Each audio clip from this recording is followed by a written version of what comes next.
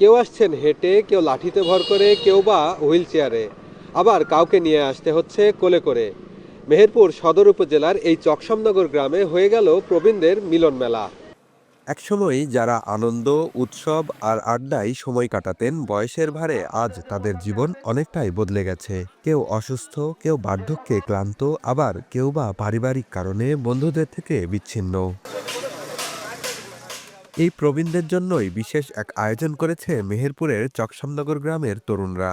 একদিনের জন্য ফিরিয়ে আনা হয় কৈশোর আর তারুণ্যের সেই দিনগুলো। সকাল শুরু হয় ফুল দিয়ে বরণ করে, তারপর নতুন পোশাক উপহার, এরপর ঐতিহ্যবাহী দই, চিড়া, মুরগি আর মিষ্টি। অল্প সময়ে আয়োজনটি পরিণত হয় মিলন মেলায়।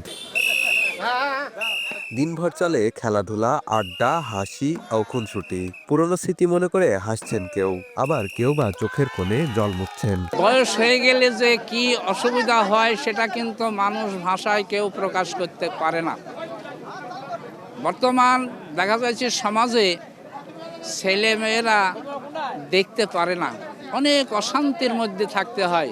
এখানে এসে ভালোই লাগছে। এখানে মেলা মানুষের সমাগম, মানুষ সবাই মিলিয়ে একতা হয়েছে। সবাই ভাই ভাই মিলে ছিলাম, এক জায়গায় হইতে পারিনি বহুত দিন, এখন এক জায়গায় হয়েছি। আমার বড় কেউ নেই এই চকশমনগরের মধ্যে, সব আমি, আমার ওপরে আর কেউ নেই।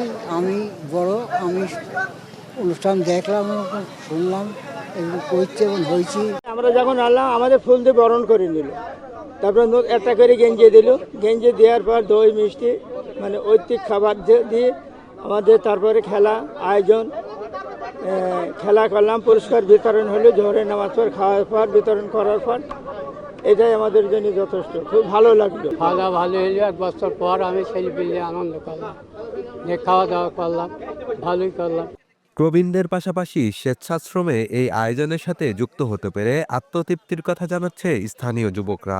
ভবিষ্যতে আরো বড় পরিসরে অনুষ্ঠানের আয়োজনের পরিকল্পনা রয়েছে বলে জানান আয়োজকরা। এখানে মুরব্বীরা খুব চরম আনন্দিত, মানে মনে হয় জীবনে আরও এরকম আনন্দ পায় না। যে সবাই বলে যে আমাদের এত সুন্দর একটা পরিবেশ আমরা দেখলাম, বা ওরা আমাদের অনুষ্ঠান করে আপ্যায়ন করে, আমাদের খাওয়া দাওয়া করায় এবং আমাদের গেঞ্জি দেয় এবং খেলাধুলা করায়। এরা খুব আনন্দিত, মানে বাচ্চা ছেলেদের মতন জীবনটা হয়ে যায় ওদের ওই দিন। গত বছরে আমরা 6 জনকে হারাইছি, তাদের জন্য আমরা দোয়া অনুষ্ঠান করেছি এবং সন্ধ্যাবেলায় তাদের জন্য দোয়া হবে। আর আমাদের ইচ্ছা আছে এটা দলমল নির্বিশেষে আরও দীর্ঘায়িত করার জন্য, যাতে প্রবীণদের মিলন মেলা এই আমাদের গ্রামে এটা মানে অনুষ্ঠিত হতেই থাকে। খেলার প্রতিযোগিতা শেষে করা হয় পুরস্কার বিতরণ। দোয়ার মাধ্যমে স্মরণ করা হয় প্রয়াত বন্ধুদেরও। প্রায় 200-রও বেশি প্রবীণ অংশ নেয় এই আয়োজনে। আজকের যুবক, আগামীর প্রবীণ। প্রজন্মের পার্থক্য থাকলেও এ ধরনের আয়োজন ভালোবাসার বন্ধনকে আরও দৃঢ় করবে, এমনটাই প্রত্যাশা সকলের। বেন ইয়ামিন, সময় সংবাদ, মেহেরপুর।